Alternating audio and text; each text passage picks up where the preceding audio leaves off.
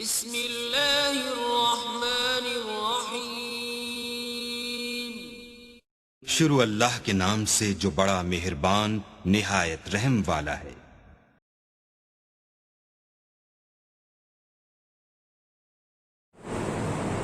تمام قسم کی حمد و ثنا صرف اللہ تبارک و تعالیٰ کے لیے، جس کے قبضے قدرت میں ہم سبوں کی جانیں ہیں، بے شمار انگنت اللہ تعالیٰ کی رحمتیں، درود و سلام خاتم المرسلین محمد مصطفیٰ صلی اللہ علیہ وسلم کی ذات گرامی پر، جن کی بعثت مبارکہ سے برسہا برس کی بھٹکی ہوئی انسانیت کو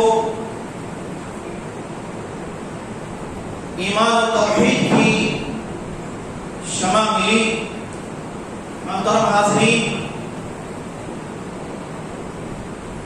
آج پوری دنیا اس سنگین صورتحال سے گزر رہی ہے، اس سے ہر ایک واقف ہے۔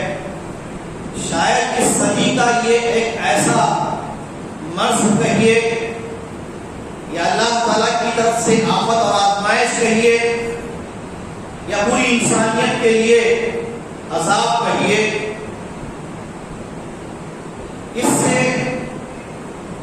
پوری دنیا کے سارے لوگ، بچے بوڑھے بڑے مرد عورتیں سب واقف ہیں اور یہ بھی جانتے ہیں کہ اللہ تعالی آنے واحد سیکنڈوں میں انسانیت کو ان کے اپنے کرتوت کی وجہ سے، ان کے اپنے بدعنوانیوں کی وجہ سے طرح طرح کی آفات میں، بلایات میں، مسائل مشکلات میں اور پریشانیوں میں جھونک سکتا ہے، تباہ و تاراج کر سکتا ہے۔ کہ اللہ تعالیٰ نے قرآن کریم میں اہل ایمان سے مخاطب ہو کر فرمایا، وَلَنَبْلُوَنَّكُمْ، ہم تمہیں ضرور آزمائیں گے، تمہارا احسان لیں گے، بِشَيْءٍ مِّنَ الْخَوْفِ، کچھ خوف کے ذریعے سے، وَالْجُوعِ، بھوک اور پیاس کی وجہ سے، وَنَقْصٍ مِّنَ الْأَمْوَالِ وَالْأَنفُسِ وَالثَّمَرَاتِ، مال دولت کے نقصان سے، جانوں کی ہلاکت اور تباہی سے۔ تو یہ اہل ایمان کے لیے کوئی نئی بات نہیں ہے۔ آزمائش کا ہونا اہل ایمان کے لیے اللہ تعالیٰ کی طرف سے یا تو ان کے سیئات گناہوں کا کفارہ بن جاتا ہے، یا پھر اپنے غلطیوں اور کوتاہیوں پر افسوس کرتے ہوئے، سبق دیتے ہوئے، عبرت حاصل کرتے ہوئے، سارے گناہوں سے باز آ کر اس اللہ وحدہ کی طرف رجوع ہونا جو اپنے بندوں کو بیماریوں میں مبتلا کر کے، مشکلوں میں اور پریشانیوں میں مبتلا کر کے ان کا ٹیسٹ کرنا چاہتا ہے۔ لِيَبْلُوَكُمْ أَيُّكُمْ أَحْسَنُ عَمَلًا، وہ یہ دیکھنا چاہتا ہے کہ ہم میں سے کون اچھا عمل کرنے والا ہے۔ محترم بزرگوں اور دوستوں، آج کورونا وائرس سے جو پوری دنیا پریشان ہے اور ہر دن اموات کی خبریں ہمارے سامنے آ رہی ہے اور لوگ خوف کے مرض میں مبتلا ہوتے جا رہے ہیں۔ یہ خوف کا مرض بھی اس کورونا وائرس سے بھی زیادہ خطرناک ہے۔ حالانکہ اللہ تبارک و تعالیٰ نے اہل ایمان سے فرمایا کہ اگر تم واقعتاً مومن ہو تو مجھ ہی سے ڈرو، وَخَافُونِي إِن كُنتُم مُؤْمِنِينَ، میرا ہی ڈر اور خوف تم اپنے دلوں میں رکھو اگر حقیقی معنی میں تم مومن ہو۔ مومن کو دنیا میں کسی چیز کا خوف نہیں ہوتا، اسے خوف ہوتا ہے تو اپنے اعمال کی اللہ تعالیٰ کے پاس یہ اعمال قبول ہوں گے یا نہیں ہوں گے، اس بات کا خوف ہوتا ہے۔ میری عبادتوں سے میرا رب راضی ہے یا نہیں ہے، اس بات کا خوف ہو جاتا ہے۔ میری عبادتیں اللہ کے نبی کے طریقے کے مطابق گزر رہی ہے یا نہیں، اس بات کا خوف ہوتا ہے۔ کہیں میرے ہاتھ پیر سے میرے اڑوس پڑوس کو، میرے بیوی بچوں کو، میرے دوست و احباب کو اذیت اور تکلیف تو نہیں پہنچ رہی ہے، اس بات کا خوف ہوتا ہے۔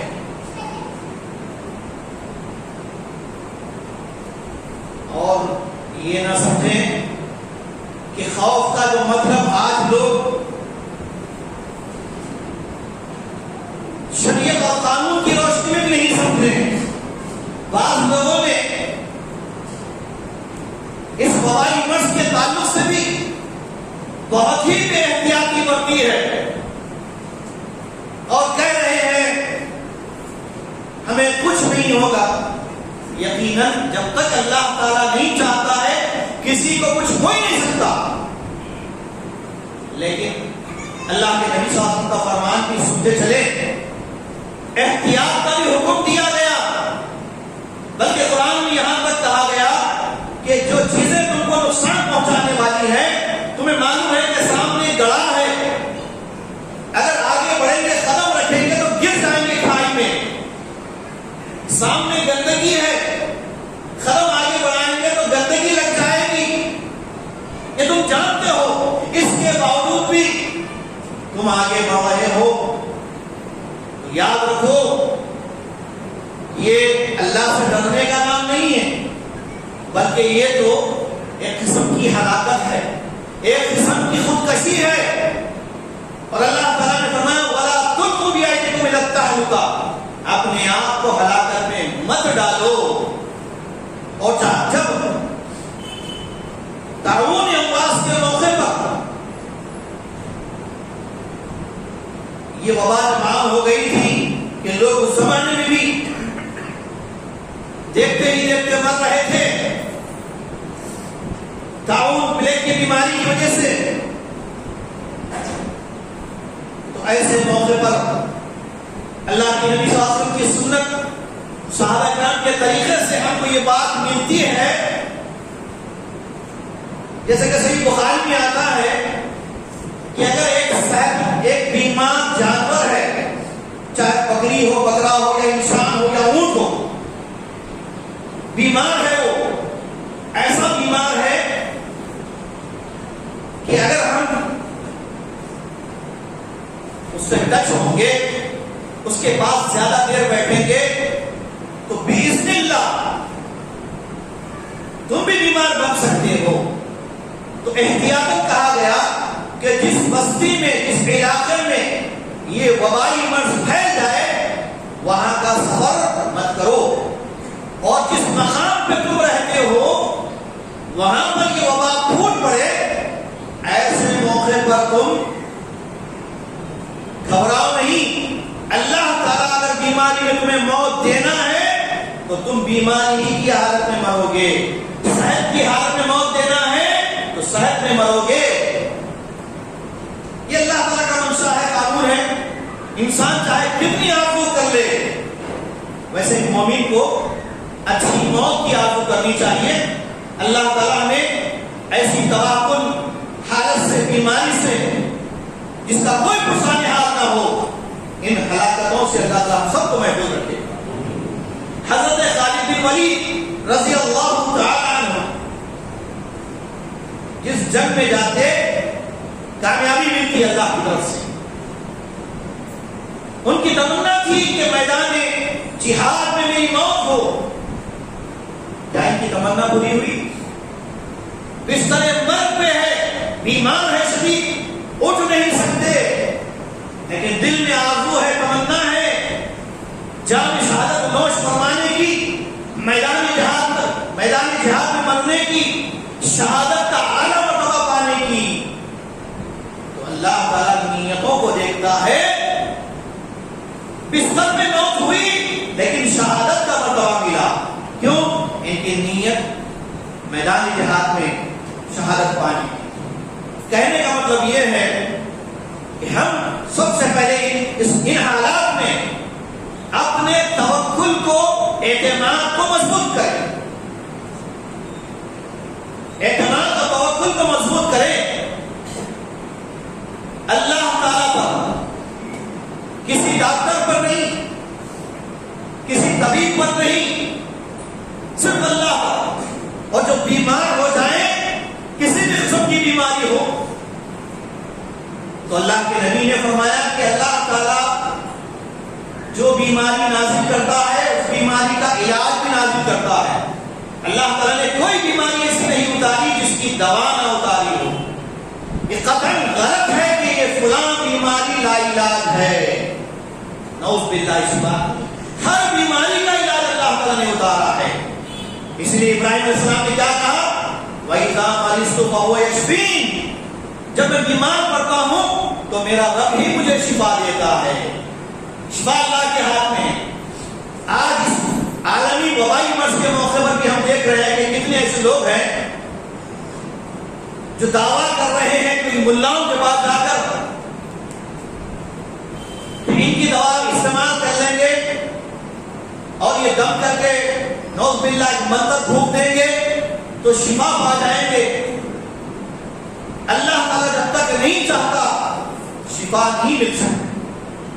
ہاں اللہ تعالیٰ کی طرف سے یہ فرمان بھی ہے کہ اللہ تعالیٰ نے پورے قرآن کو بطور شفا کے اتارا ہے۔ ہر بیماری میں دعائیں ذکر اذکار پڑھنے کا حکم دیا گیا ہے، بلکہ صحت کی حالت میں بھی، کیونکہ نبی صاحب فرماتے ہیں کہ صحت کو غنیمت جانو بیماری سے پہلے۔ صحیح بخاری کی حدیث ہے کہ نعمتان، دو نعمتیں ایسی ہیں جس کے بارے میں اکثر لوگ غافل رہتے ہیں۔ کثیر من الناس الصحت والفراغ، جب صحت ملتی ہے تو تنتناتے ہیں، دندناتے ہیں، اللہ کی طرف رجوع نہیں ہوتے، عبادت نہیں کرتے، اینٹتے ہیں، کرتے ہیں، تکبر کرتے ہیں، غرور کرتے ہیں، موج مستی کرتے ہیں۔ جب بیمار پڑتے ہیں تو اللہ کی طرف جھکتے ہیں۔ تو صحت کو غنیمت جاننا یہ عقل مندی کی علامت، یہ بہت بڑی نعمت ہے۔ اور دوسری نعمت والفراغ، فرصت کے لمحات۔ اور یہ ان ایام میں گزشتہ 100 دنوں سے ہم لاک ڈاؤن میں ہیں، اپنے آپ کو اپنے گھروں میں محدود کر کے رکھے ہیں۔ فرصت ہی فرصت ہے ہر آدمی کو، ہر عورت کو، جوان کو، بچے کو، سب کو فرصت ہی فرصت ہے، کیونکہ سارے کام بند ہو چکے ہیں۔ تو یہ فرصت کے لمحات کو جو لوگ غنیمت جانتے ہوئے اپنی اصلاح کرتے ہیں، اپنے تزکیہ کرتے ہیں، اپنی ماضی کی زندگی کو یاد کر کے غلطیوں کی کا کفارہ ادا کرتے ہیں اور اللہ کی طرف رجوع ہوتے ہیں، دین سیکھتے ہیں اور شریعت پر عمل پیرا ہونے کی فکر کرتے ہیں، تو یہ بہت ہی مبارکباد ہستیاں ہیں۔ اور جو لوگ ان بیماریوں سے، ان حالات سے کوئی عبرت نہیں لیتے، وہ سب سے بڑے بدبخت انسان ہیں۔ ضرورت اس بات کی ہے کہ آج کے حالات میں ہم سب اللہ کی طرف رجوع ہوتے ہوئے، مکمل احتیاط کرتے ہوئے، جیسا کہ میڈیکل ڈپارٹمنٹ کی طرف سے بھی یہ ہدایات دی گئی ہیں کہ سوشل ڈسٹینس کو برقرار رکھیں۔ گرچہ کہ شرعی اعتبار سے دیکھا جائے تو سوشل ڈسٹینس کا لفظ مناسب نہیں ہے، فزیکل ڈسٹینس کہنا بہتر ہے۔ جسم کو جسم ٹچ نہ ہو، فاصلہ برقرار رکھیں۔ اور یہ وائرس ایسا نہیں ہے کہ ہوا میں گھومے پھرے، یہ غلط فہمی نکالے۔ یہ وائرس جب قریب ہو کر گفتگو کرتے ہیں، سانس کے ذریعے سے، ناک کے ذریعے سے اور لعاب کے ذریعے سے، تھوک کے ذریعے سے، کھانسی کے ذریعے سے کسی چیز پر لگتا ہے اور آپ انجانے طور پر ہاتھ ٹچ کرتے ہیں، پھر آپ کا ہاتھ آپ کے چہرے پر جاتا ہے، تو وائرس آپ کے لنگس کو متاثر کرنے کا ایک ذریعہ بنتا ہے۔ اب ہم اس سے احتیاط کرتے ہیں اور ماشاءاللہ مسلمان جو شریعت کا دین کا پابند ہے دن میں 5 مرتبہ سینیٹائزر ہوتا رہتا ہے، پاک صاف ہوتا رہتا ہے۔ قدرتی نظام ہی اللہ تعالیٰ کا ایسا ہے کہ اللہ تعالیٰ بندوں کو، نمازی بندوں کو ظاہری طور پر بھی پاک کرتا ہے، باطنی بھی پاک کرتا ہے، یعنی جسم بھی پاک ہوتا ہے وضو کے ذریعے سے، اور نفسیاتی طور پر ذہن بھی پاک ہوتا ہے، دل دماغ بھی پاک ہوتا ہے، اور ایک سوئی پیدا ہوتی ہے اللہ کی عبادت کرنے میں۔ الحمدللہ یہ اللہ کی طرف سے بہت بڑی دین ہے، وضو کی نعمت کو غنیمت جانیں۔ محترم ناظرین، پتہ نہیں کتنے دن تک یہ وائرس اور رہے گا، اس لیے مکمل احتیاط کرتے ہوئے اپنے گھروں میں رہیں، بیکار باہر نہ نکلیں، اور باہر نکلے تو مکمل اپنے آپ کو سیو کرتے ہوئے، ماسک استعمال کرتے ہوئے اور دوری کو برقرار رکھتے ہوئے، کسی چیزوں کو اگر ٹچ بھی کر لیتے ہیں تو پھر فوری آپ ہاتھ دھوئیں، صابن سے دھوئیں، پانی سے دھوئیں، انشاءاللہ آپ ان جراثیم سے محفوظ رہ جائیں گے۔ اور یہ بات یاد رکھیں کہ کوئی بیماری کسی کو نہیں لگتی۔ میں حدیث سنا رہا ہوں، اللہ کے نبی نے فرمایا لا عدوى ولا طير ولا حمى ولا سفر، کسی کی بیماری کسی کو نہیں لگتی، یعنی کسی کی بیماری بذات خود متعدی نہیں ہوتی، اس کے اندر اتنا پاور نہیں ہوتا کہ وہ اپنی طرف سے کسی کو متاثر کر دے جب تک اللہ نہیں چاہتا، اور اللہ تعالیٰ اپنے بندوں کو ظلم کرنا بھی نہیں چاہتا، لیکن اللہ کے نبی نے اور خود اللہ تعالیٰ نے احتیاط کا حکم دیا۔ خودکشی حرام ہے، جس طرح آپ ایک لمٹ سے زیادہ اسپیڈ سے گاڑی چلاتے ہیں اور حادثہ ہو جاتا ہے تو آپ شہید نہیں کہلائیں گے، یاد رکھیے۔ اور اسپیڈ چلا کر جو مر جاتا ہے وہ خودکشی ہے شریعت کی نظر میں، تو شریعت کو جانیے۔ اور آج الحمدللہ ہم دیکھ رہے ہیں کہ پوری دنیا میں یہ لاک ڈاؤن کی وجہ سے ہی کئی پلس پوائنٹ ہم سوچ سکتے ہیں۔ چند ضروری باتیں بالکل اختصار کے بتا کر میں اپنی بات کو ختم کروں گا، وہ ہے ہمارے اور آپ کے آپسی یونٹی، اتحاد کے تعلق سے۔ ہم سب مسلمان شریعت کی نظر میں ایک کلمہ وہ ہے، ایک امت ہے۔ اللہ تعالیٰ نے فرمایا ان هذه امتکم امۃ واحدہ وانا ربکم فاعبدون، بے شک یہ امت در حقیقت ایک ہی امت ہے اور میں تم سب کا رب ہوں، تم میری ہی عبادت کرو۔ اس سے دو باتیں نوٹ کر لیں۔ پہلی بات تو یہ کہ آیت کے پہلے حصے میں یونٹی، اتحاد کا اللہ کی طرف سے حکم ہے، اور یہ بتایا جا رہا ہے کہ یہ پوری امت دراصل ایک ہی امت تھی۔ حضرت آدم علیہ السلام کی نسل، ان کی اولاد، ان کی ذریت، ان سب کا دین ایک تھا، وہ دین اسلام تھا۔ بعد میں انسانیت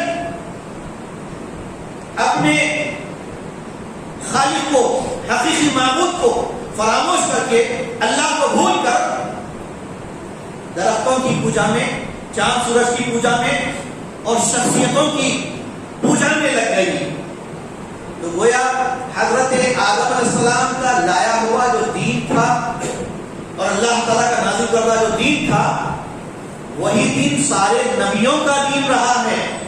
جتنے انبیاء کو اللہ نے بھیجا ہے سب کا ایک ہی دین تھا، ایک ہی مذہب تھا، اس کا نام الاسلام ہے، اور وہی اسلام انشاءاللہ قیامت تک رہے گا، یہ اللہ کا وعدہ ہے۔ اور اسی اسلام کو اختیار کرنے، اسی اسلام میں مسلمانوں کو مکمل داخل ہونے کا حکم ہے۔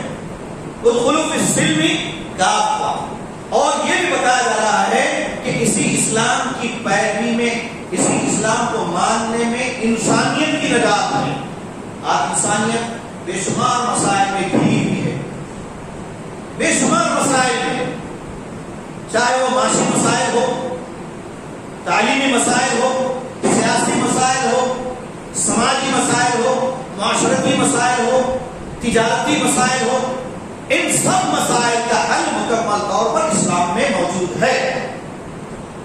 اب ضرورت اس بات کی ہے کہ ہم مسلمان اسلام کو صحیح طور پر جانیں، اس اسلام کو جو اللہ تعالیٰ نے نازل کیا اور اس کا حکم اللہ نے دیا، اتبعوا ما انزل الیکم من ربکم ولا تتبعوا من دونہ اولیاء، اور اسی اسلام کو اپنانے میں انسانیت کی بھلائی و نجات ہے، تو ہم اسی اسلام کے نجات دہندہ ہیں، اسی اسلام کے ہم علمبردار ہیں، جس کو آج موجودہ ہم اس کو سلفیت سے تعبیر کرتے ہیں، کیونکہ سلفیت اسلام سے ہٹ کر اور کوئی بات نہیں ہے۔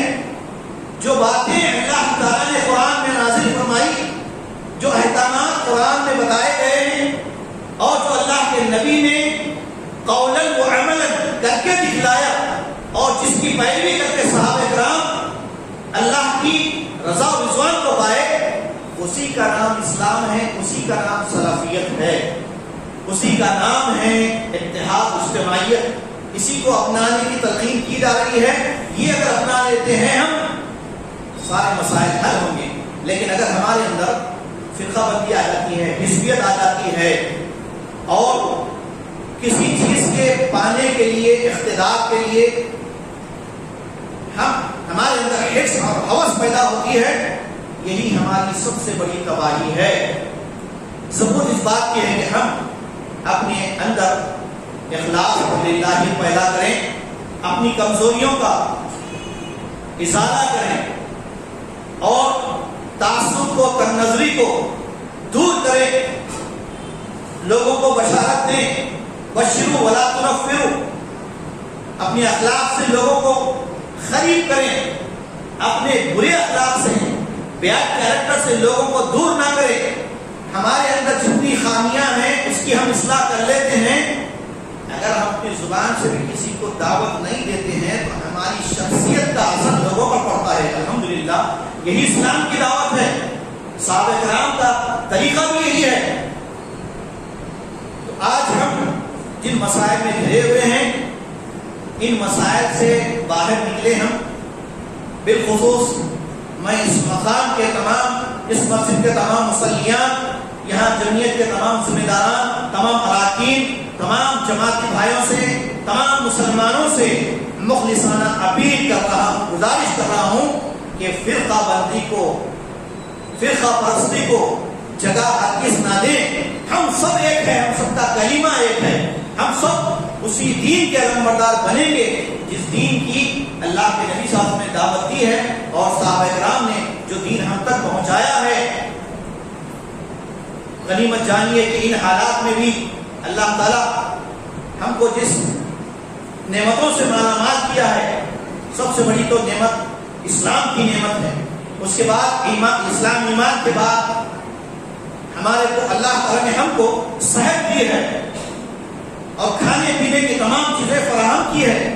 اس لیے اللہ کی ایک ایک نعمت کا شکر بجا لائیں، اور ہم سے جتنی غلطیاں کوتاہیاں ہو رہی ہیں ان سب سے ہم معافی مانگے اللہ تعالیٰ سے، اور کسی پر ہم نے ظلم کیا ہے، زیادتی کی ہے، تو ان سے بھی تائب ہو جائیں، معافی مانگ لیں، اور اپنے اتحاد کو، اپنی اجتماعیت کو برقرار رکھیں۔ یاد رکھیں تباہی کب آتی ہے؟ جب ہر آدمی یہ کہتا ہے کہ میری چلنا، میں بڑا۔ تو آج تک کوئی بڑا نہیں رہا۔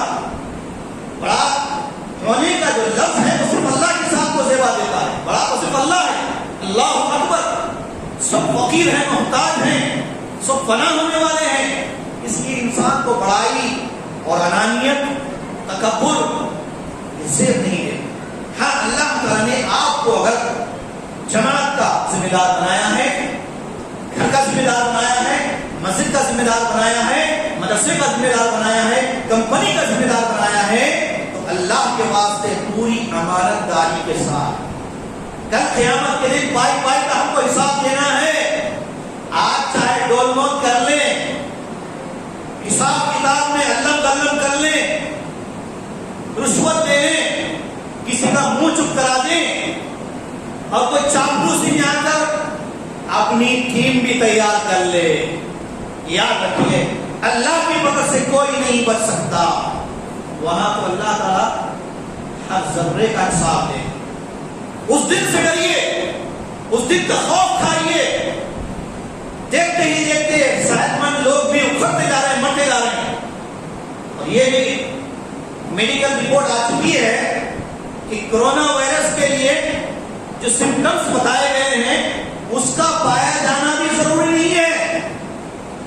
بعض وقت ایسے بھی ہوتا ہے کوئی متاثرہ شخص کا بھوک یا اس کا پسینہ یا اس کا ٹچ کیا سامان آپ کے پاس آتا ہے, آپ اسے ٹچ کرتے ہیں اور وہ چیز آپ کے ہاتھوں سے آپ کے چہرے میں, آپ کے حلق سے آپ کے لنگس پر فوری اٹیک کرتا ہے اور دیکھتے ہی دیکھتے بغیر کسی ظاہری علامتوں کے اسپاٹ آدمی جو ہے ڈیتھ ہو جاتا ہے, مر جاتا ہے. ایسے ہو رہے ہیں بہت سارے. بعض میڈیکل کی رپورٹ آ چکی ہے. تو اس لیے ڈریے اللہ کی ذات سے, اللہ کی ذات کا خوف کھائیے. بیماریوں سے ڈرنے کی ضرورت نہیں ہے, گناہوں سے بچیے, اولاد کو بچائیے, ماحول کو درست کیجیے, صاف پاک رکھیے. میں اپنی بات کو ختم کرتے ہوئے اللہ تعالیٰ سے دعا کرتا ہوں کہ رب العالمین ہم سب میں اتحاد و اتفاق پیدا فرمائے, ہماری کوتاہیوں کو, غلطیوں کو, ہمارے بدعمالی کو اللہ تعالیٰ ضرور معاف فرما, ہمارے سیئات کو حسنات میں تبدیل فرما کر ہم سب کو اللہ کی طرف رجوع ہو کر ایک اللہ کی پرستش, ایک اللہ کی عبادت کرنے اور اللہ کے نبی صلی اللہ علیہ وسلم کی مکمل اتباع کرنے کی توفیق اور سعادت بخشے. اور جب تک رکھے ایمان کی حالت میں, صحت کی حالت میں رکھے, اور جب بلاوا آئے, موت آئے تو ایمان کی حالت میں, تندرستی کی حالت میں, جبکہ ہم اپنی زبان سے اللہ تعالیٰ کے کلمے کی گواہی دے رہے ہوں, لا الہ الا اللہ محمد رسول اللہ, اس حالت میں ہم سب کی موت آئے, یہی ہم سب کی تمنا ہے. یا رب العالمین سبحان ربک رب العزت عما یصفون وسلام علی المرسلین والحمد للہ رب العالمین.